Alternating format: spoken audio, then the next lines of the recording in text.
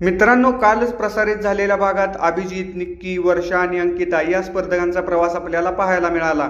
आता आजच्या भागात सूरज चव्हाणचा बिग बॉसच्या घरातील आजवरचा प्रवास पाहायला मिळेल। बुक्कीत टेंगुळ म्हणत या सूरज चव्हाणने बिग बॉसच्या घरात प्रवेश केला।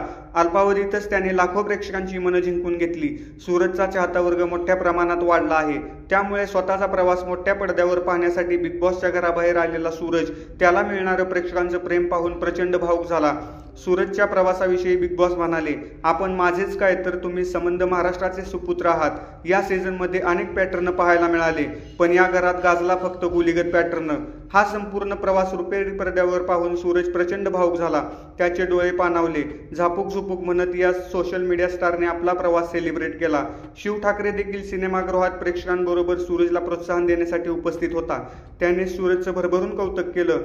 अत्यंत लहानशा गावातून सूरजने आपला प्रवास सुरू केला। त्याचं शिक्षण देखील पूर्ण झालेलं नाही, फक्त सोशल मीडियावरील रील्समुळे तो घराघरात प्रसिद्ध झाला। अशातच बिग बॉसची संधी मिळाल्याने सूरजचं संपूर्ण आयुष्यच आता बदलून गेलंय। व्हिडिओ आवडला तर लाईक, कमेंट आणि सबस्क्राईब करा। धन्यवाद।